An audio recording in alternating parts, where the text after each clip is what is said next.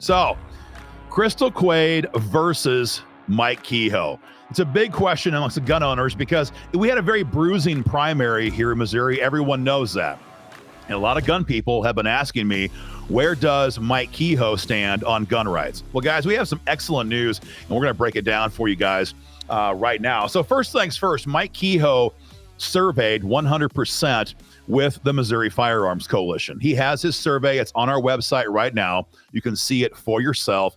He answered all the questions with a very strong support for your Second Amendment rights. When a candidate puts their views in writing, it means something more than a one-liner at a candidate forum. So it's very important to note that Crystal Quade, no surprise, refused to fill out her candidate survey. But as you're about to find out, we don't need a candidate survey from Crystal Quade to know where she stands on the Second Amendment. There was a recent televised debate in Springfield, and gun rights was a focal point in the debate. I'm going to play you guys 4 different clips, 3 from Crystal Quade, and the final one's going to be from Mike Kehoe himself. And you can decide for yourself who you think has a proper grasp on the Second Amendment and how they would vote or how they would interact with bills that are placed on their desk by the General Assembly. We're going to begin with this clip from Crystal Quade talking about why we have a need for the Second Amendment in the first place. Now, again, put this in perspective. This is Missouri. It's not Illinois. It's not a blue state. Crystal Quade knows she can't go but so far out to the left. She's trying to come across like she's kind of a gun owner, like she's hip, like she's kind of like, Kamala Harris. I've got my Glock, right? And she's trying to pretend that she knows why we all want guns. Check this out. Yeah, I grew up in rural Southwest Missouri, and so I understand firsthand the need for firearms when you've got a copperhead coming after your chickens, right? Like, I understand that. But I also understand the real conversations that we need to be having in the city. Totally and completely tone deaf, as is always the case when it comes to the gun grabbers. Here's a little pro tip for you, Crystal. We don't have a Second Amendment. Our founding fathers did not codify the right to keep and bear arms. We don't have a General Assembly who protects these freedoms because we're worried about copperhead snakes going after our chickens. Grow up. Read the news. The reason why our founding fathers codified this God-given right to keep and bear arms in the Constitution, the reason why the Supreme Court has upheld this right, the reason why the General Assembly here in Missouri has done so much to protect these rights and freedoms is because it is the ultimate check on tyrants. That's it. There may not have been a time where gun owners wanted to talk about that, but those days are gone. Sure, guns are very helpful to stop criminals. Guns are great to go hunting with, sports shooting, target, all that kind of stuff. That's all great. But the ultimate reason, the real reason, the fundamental reason why we have a right to keep and bear arms is to stop tyrants. So when she sits there and kind of condescendingly laughs about, oh, yeah, if you have a copperhead snake going after your chickens, it just shows you these people do not believe we have any inherent right to keep and bear arms whatsoever. So that's kind of number one, is her framework on how she approaches the Second Amendment. This next clip here, though, is very dangerous stuff. Crystal Quade is about to tell you her stance on preemption law. I'm going to kind of prep this. Missouri's preemption law states that no city, no county, no jurisdiction other than the General Assembly is allowed to enact gun regulations that are more restrictive than state code. Because if we don't have this on the books, we will immediately see gun control moving in blue cities, obviously St. Louis, Kansas City, Columbia, Springfield, but many, many other ones that are a lot smaller. Check out this clip right here.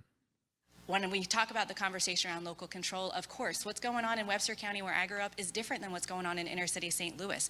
And I do support the conversation around letting communities decide what is best for them, working with their law enforcement officers, working with parents and their local municipalities to find out what really will be helpful. Sounds pretty cute, right? Working with our partners. I support the conversation. Sounds pretty cute. The reality of that is very simple. What that means is that Crystal Quade wants to shred, destroy, repeal Missouri's preemption law. And again, if we lose that, we're going to see every big city in this state immediately overturn all of our current gun laws by enacting their own city level gun control laws that would be crazy left leaning. And we don't even have to guess at what that would be.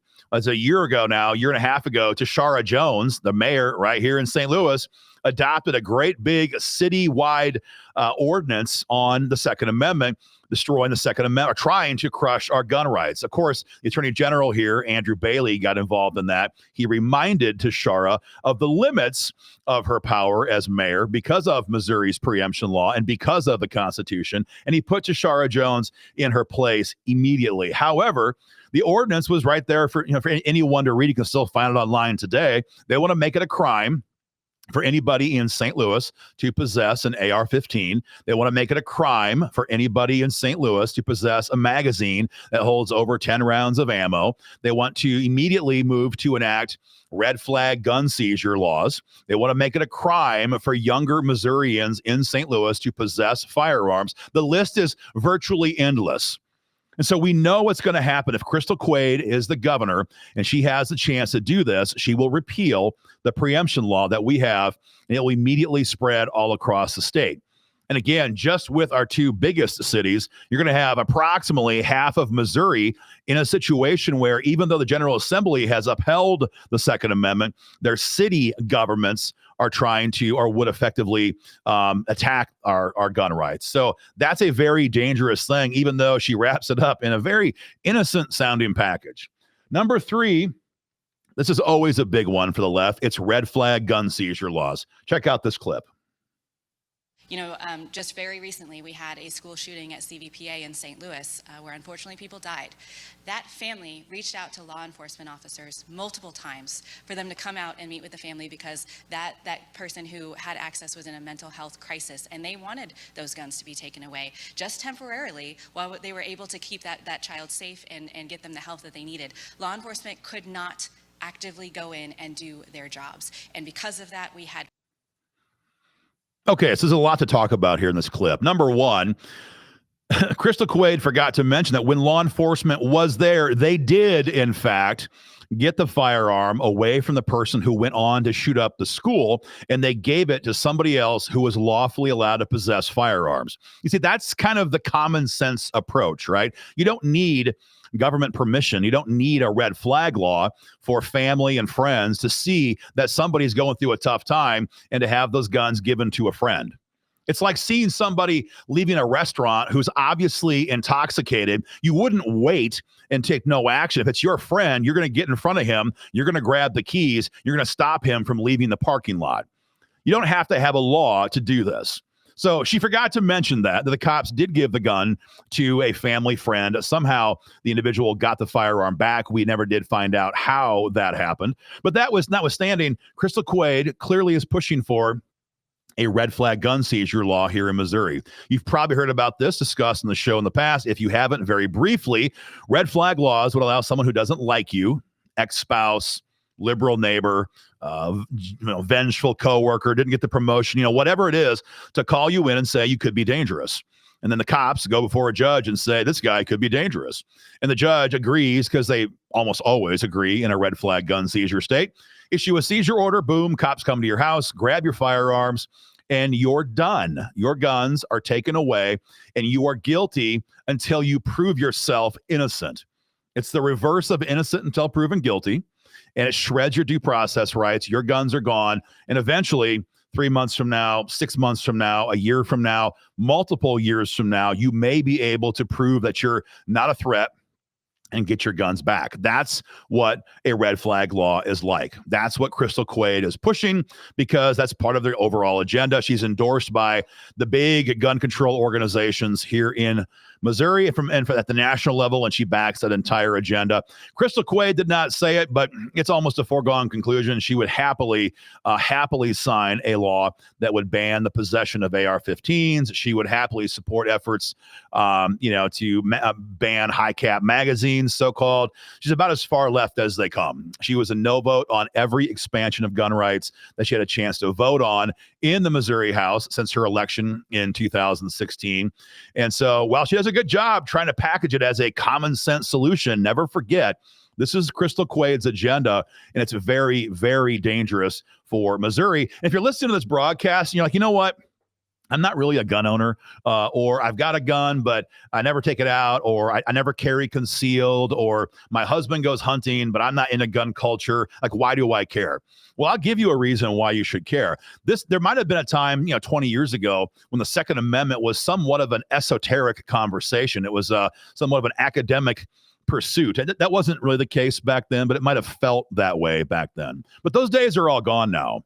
We are all now seeing the ramifications in real life of what happens to a society where the people do not have the right to defend themselves. You can look right across the river and we can see what's happened in Illinois as they've already adopted all the gun control laws Crystal Quade wants to adopt. So we're beyond having a polite debate class, a con law class 101. This is a real life situation. If you care about public safety, if you care about keeping criminals at bay, we have to protect our right to keep and bear arms. So that's Crystal Quade. What about Mike Kehoe? Again, as we mentioned, in the primary, a lot of gun owners were very much not a fan of Mike Kehoe. A lot of gun owners pursued both other candidates, Bill Eigel and Jay Ashcroft, in lieu of Mike Kehoe. But it's very important to mention, though, that Mike Kehoe did sign the candidate survey. He didn't have to sign that. And also, the clip coming up here is going to give you a lot of context on what Mike believes on gun rights and, more importantly, why he believes it. It's about a 45-second long clip. It's really important. I'm going to hit play right now. I grew up in a different environment in inner city St. Louis, and it was an environment that was multiple gangs were literally right outside the door of our house. None of those folks that were carrying weapons then or today went to the store to purchase them. So every time we put more restrictions on a citizen's Second Amendment rights, we actually hurt the citizens who are trying to do this law-abiding and legally. We need to make sure we understand that as we move forward, we don't infringe on those rights. We continue to work with existing laws and support our police to reduce crime, improve mental health, and make sure that we're doing the right thing to take the criminals off the street and not allow them to be there to acquire the. So this was a very strong statement from Mike Kehoe. He hit this one, frankly, out of the park. He said, if he couldn't quite catch it all, he said, I grew up in St. Louis. There were gangs all up and down the street where I grew up in St. Louis. And then, as is the case now, these people didn't get permission to buy a gun. They didn't buy a gun legally. In other words, you're not going to stop this by passing gun control. You can have a red flag law. You can have an AR-15 ban. You can have gun registration. You can have mag limits. You can have all of it. And that's not going to stop violent criminals who are bent on carrying out acts of violence. A very strong statement. And he also said, as you heard in there, it's critical that we actually do the things necessary to put bad people in prison. This is what Crystal Quade never wants to talk about. The reason why crime is out of control in America's big cities is always there's always 4 or 5 reasons, but a big one is because blue city prosecutors do not want to put people in prison. So it's a very strong statement. We're very pleased to announce this to all you guys when it comes to Mike Kehoe's stance on the Second Amendment. His record in Jeff City backs this up. We want you guys to be aware of that.